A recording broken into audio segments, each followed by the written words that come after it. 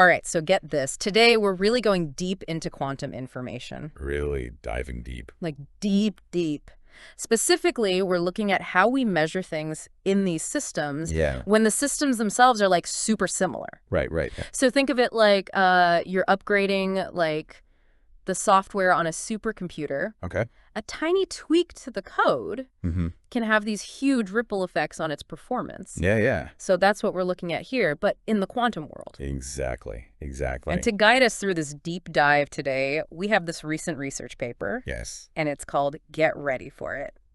Close to optimal continuity bound for the von Neumann entropy and other quasi-classical applications of the Alicki-Fannes-Winter technique. Catchy. A mouthful. Yeah. But trust me, the insights are worth it.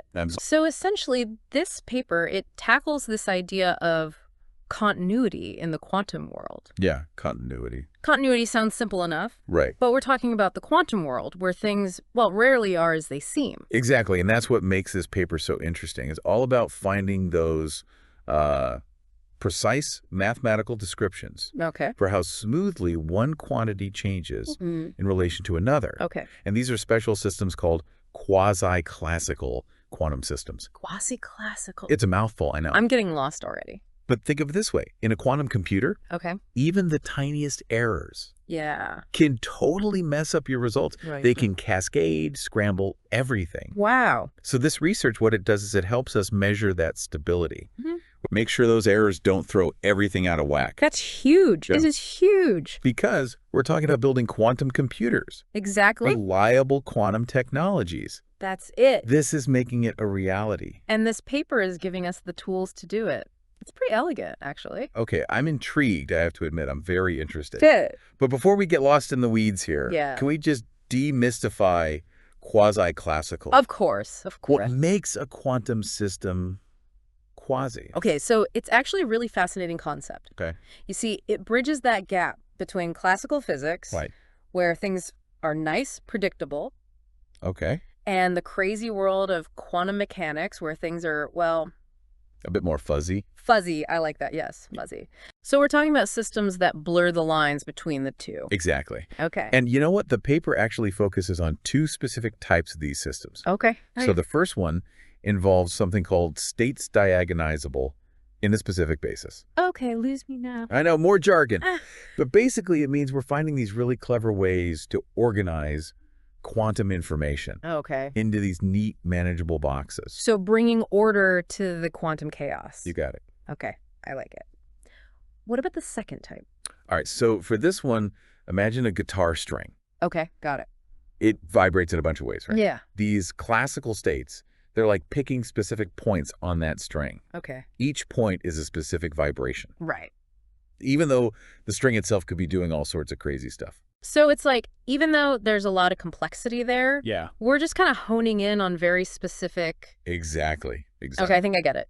So we've got our quasi-classical systems. That's like this middle ground between classical and quantum. Right in between. But how do we actually study them? Yeah. What tools are these researchers using to unlock these secrets? Well, this is where things get really interesting. Okay, let's hear it. This paper uses some established mathematical techniques, and I promise I'll spare you the jargon. Thank you. To establish what we call bounds. The bounds. Or limits on how much certain quantum quantities can change. But only in these quasi-classical settings. It's important to remember that. So they're setting boundaries for how weird things can get, even in the quantum world. That's one way to put it. One of the key tools they use, though, is this thing called Mirsky's inequality. And it's really essential. Okay, Mirsky, you have my attention. Yeah, he's important. Tell me more. Okay, so in the simplest terms I can think of, Mirsky's inequality basically says, look, even though we're in this crazy quantum world, this specific quantity, it can only change this much, no more. It's all about finding those limits. And why is that important? Why is finding those limits so crucial?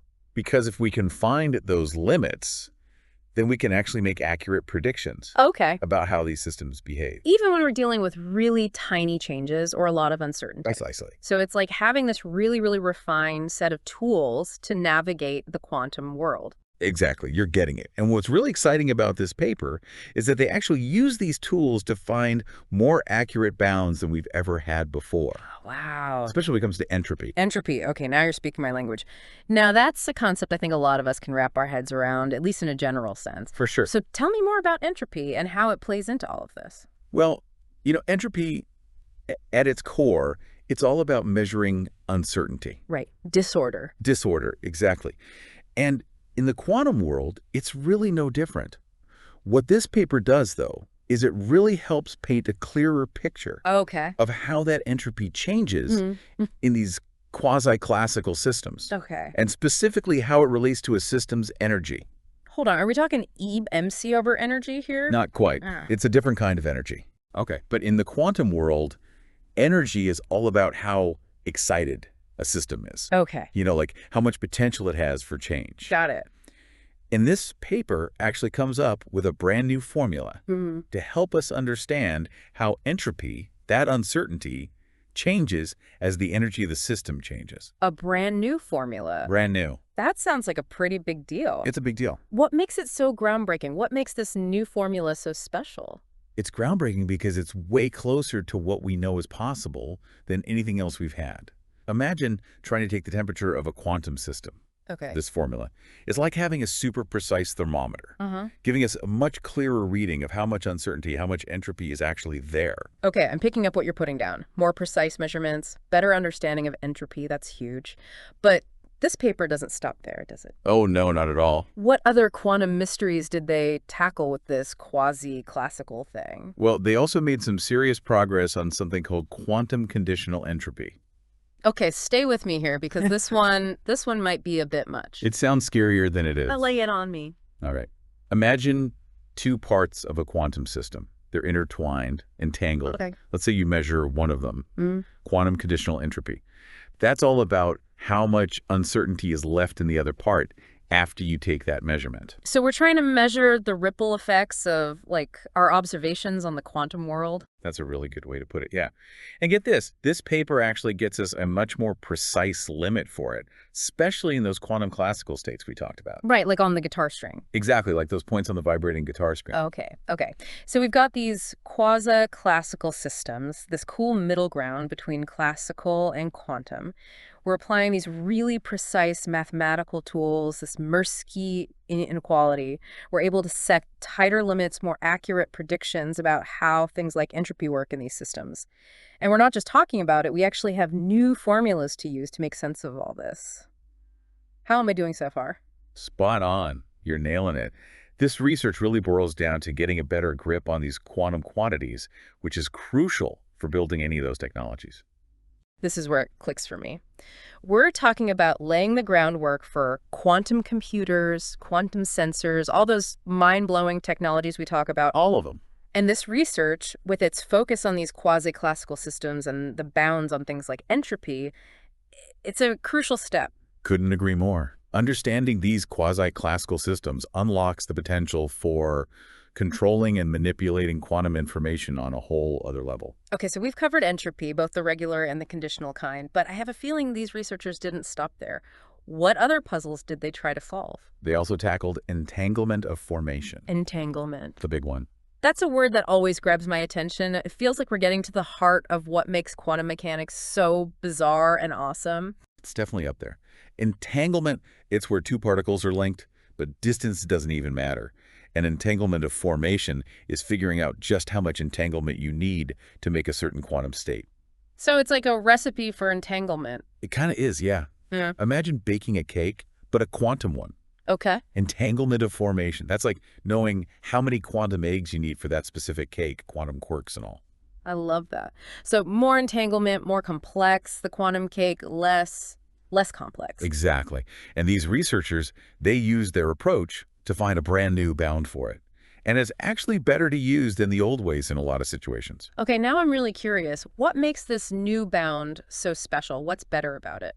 It's based on rank. Yeah. Remember those labeled boxes we talked about for organizing quantum information? You can think of rank as like the size of those boxes. Okay. And in some cases, using rank gives us a much better understanding of how much entanglement is actually needed. So it's like they found a new way to measure the ingredients for our quantum cake, and it's more accurate.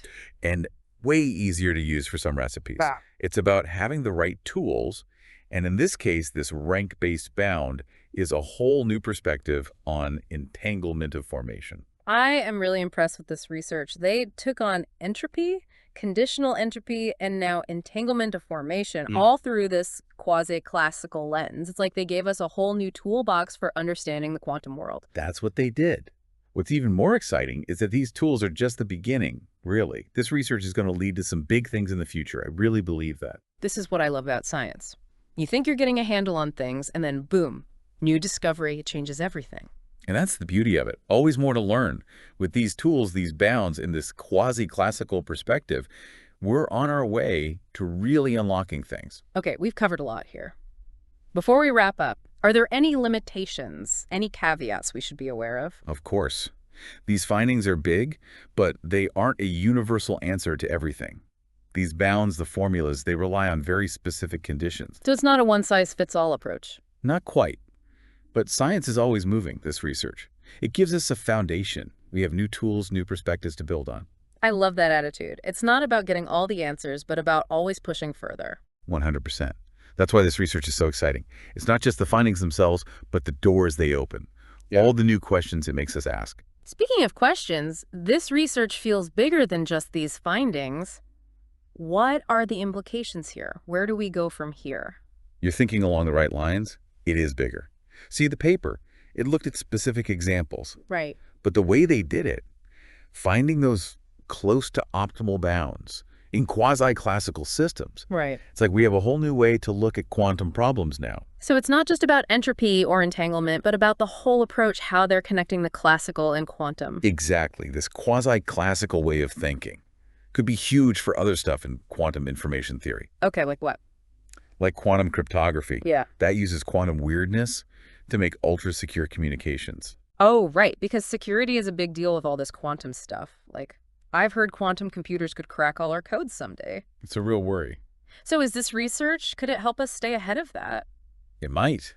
By using these techniques for cryptography, yeah, we could make even stronger security, stuff that even future quantum computers can't break.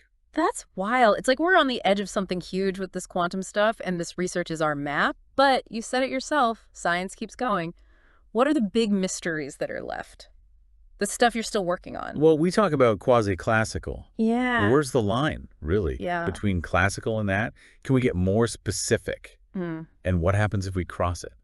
Systems even more quantum, even more entangled. It's like the more we learn about this, the more we realize we don't know. And that's what I love about it. Every new thing just opens up more to explore. It never ends, and that's exciting. Totally agree. This has been incredible, from those little continuities to Mirsky and his inequality to quasi-classical systems. We've covered so much. Yeah. But bigger picture, I think we understand just how elegant and strange and kind of beautiful the quantum world is now. Perfectly said.